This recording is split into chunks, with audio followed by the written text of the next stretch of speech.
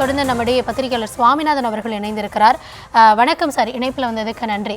தொடர்ந்து திமுக கூட்டணியில் இருக்கக்கூடிய கட்சிகள் ஒவ்வொரு கட்சியாக இந்த முறை அதிக தொகுதிகள் அப்படின்றது அவங்க கோரிக்கையாக இருக்குது அப்படின்னாலும் இந்த தனிச்சின்னத்தில் போட்டியிடுவது இது போன்ற அதிகப்படியான கோரிக்கைகள் திமுகவுக்கு அழுத்தத்தை ஏற்படுத்தும் அப்படின்றத புரிஞ்சுக்கலாமா?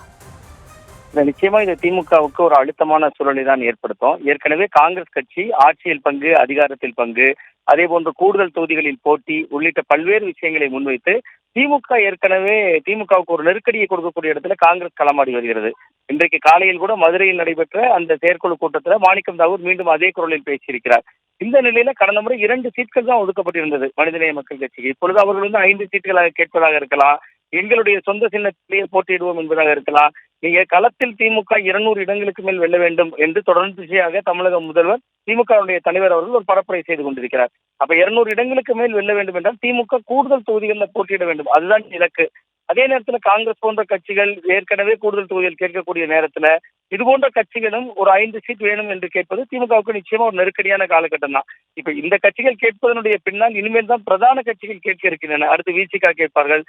கடந்த முறையே இதற்கு முன்பு மாநில செயலாளராக இருந்த மார்க்சிஸ்ட் கட்சியினுடைய பாலகிருஷ்ணன் பேசுகிற பொழுது அந்த நேரத்திலேயே குறிப்பிட்டிருந்தார், எங்களுக்கு இதுவரை வரலாற்றிலே இல்லாத அளவிற்கு வெறும் 6 சீட் தான் ஒதுக்கப்பட்டிருந்ததுன்னு. அப்ப திமுக 22ஆம் தேதி தான் பேச்சுவார்த்தைகளுக்கான குழுக்களை அமைக்க இருக்கிறது, பேச்சுவார்த்தை தொடங்க இருக்கிறது. அதற்கு முன்னோட்டமாக இப்பொழுதே இந்த கட்சிகள் எல்லாம் தீர்மானங்களை போட்டு திமுகவுக்கு ஒரு அழுத்தத்தையும் நெருக்கடியும் கொடுக்கக்கூடிய சூழல் நோக்கி நகர்ந்திருக்காங்க அப்படிங்கிறத தான் இதை நம்ம புரிந்து கொள்ள வேண்டியிருக்கிறது.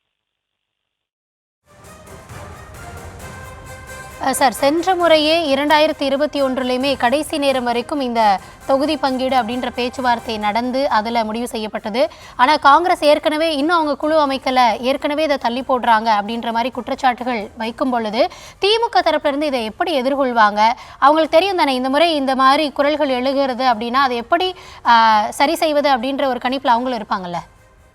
நிச்சயமாக திமுக கிட்டத்தட்ட 2016 சட்டமன்ற தேர்தலை ஜெயலலிதா அவர்கள் எப்படி அணுகினார்களோ அதை நோக்கி நகர்த்துகிறார்கள். மக்கள் நல திட்டங்கள் கிட்டத்தட்ட மிக்சி, கிரைண்டர், மின்விசிறி, தாலிக்கு தங்கம் போன்ற திட்டங்கள் எல்லாம் அந்த காலகட்டங்களில் வந்தது. கிட்டத்தட்ட ஜெயலலிதா அவர்கள் பல சின்ன கட்சிகளை கூட இணைத்துக் கொண்டு இரட்டை சின்னத்துல தான் போட்டியிட வைத்தாங்க. நான் சொல்றது மக்களோடு கிட்டத்தட்ட நெருங்கி போகிற ஒரு தன்மை. அந்த சூழலை தான் நீங்க பார்க்கலாம். நேற்று முன்தினம் கூட ஒரு 5000 ரூபாய் அனைத்து பெண்களுடைய 1,31,00,000 பெண்களுடைய வங்கி கணக்குல போடப்பட்டிருக்கிறது. இது எல்லாமே கூட்டணி கட்சிகளுக்கு ஒரு மெசேஜ் சொல்லுதுல. நீங்க பாருங்க, மக்கள் எங்க பக்கம் தான் வாக்களிக்க தயாரா இருக்காங்க. நீங்க ஒரு புதிய சக்தி, புதிய போர்ஸ்னு விஜய் விட்டார் என்பதனால பேர வலிமையை கூட்டுறீங்க. நீங்க என்னதான் பேர வலிமையை கூட்டினாலும் எத்தனை புதிய சக்திகள் வந்தாலும் மக்கள் எங்கள் பக்கம் இருக்காங்க, மக்களுக்கு நாங்க நிறைய நல்ல விஷயங்கள் செய்திருக்கோம், நலத்திட்டங்கள் செய்திருக்கோம் அப்படிங்கிற ஒரு மெசேஜை கடத்துறாங்க. திமுக அதைத்தான் நம்புறாங்க.